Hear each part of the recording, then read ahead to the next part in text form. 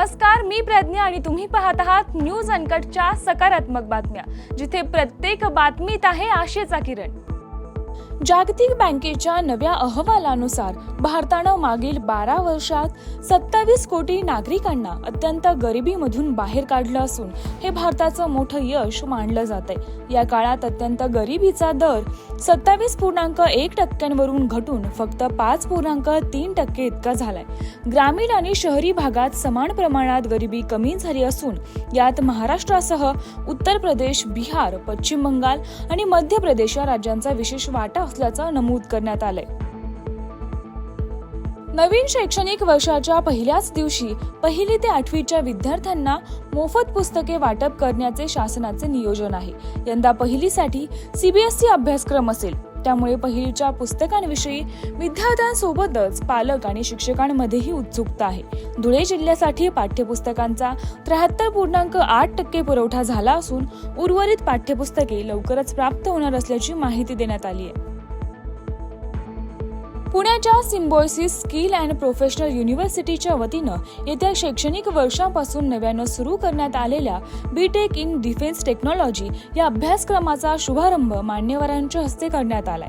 आत्मनिर्भर भारतासाठी defence technology अत्यंत महत्त्वाची असून विद्यार्थ्यांनी एक यशस्वी करिअर निर्माण करण्यासोबतच राष्ट्रनिर्मितीत सहभाग घ्यावा असं मत DRDOच्या अध्यक्षांचे तांत्रिक सल्लागार मनीष भारद्वाज यांनी व्यक्त केले। विदर्भातील शेतकऱ्यांचे उत्पन्न वाढावे, त्यांच्या उत्पादनांना जागतिक बाजारपेठ मिळावी, तसेच आधुनिक कृषी तंत्रज्ञानांमध्ये तरुण प्रशिक्षित व्हावे, यासाठी नागपुरात ॲग्रोव्हिजन ग्लोबल ॲग्री बिझनेस स्कूल सुरू करण्याचा निर्णय घेतल्याचे मंत्री नितीन गडकरी यांनी सांगितले। ॲग्रोव्हिजन ॲग्री बिझनेस स्कूलच्या माध्यमातून विदर्भातील तरुणांना जागतिक कृषी कल्पना तसेच स्टार्टअप निर्मितीसाठीचे मार्गदर्शनही मिळणार असल्याची माहिती दिली आहे। वारीसाठी संत एकनाथ महाराज यांच्या पालखीचा चांदीचा रथ तयार करण्यात येतोय। या कार्यात पैठणच्या महिलांनीही मोठा पुढाकार घेत संस्कृती संवर्धन प्रतिष्ठानच्या अध्यक्षा रेखाताई कुलकर्णी यांच्या माध्यमातून सुमारे 3 किलो चांदी गोळा करून ती नाथचरणी अर्पण करण्यात आली आहे।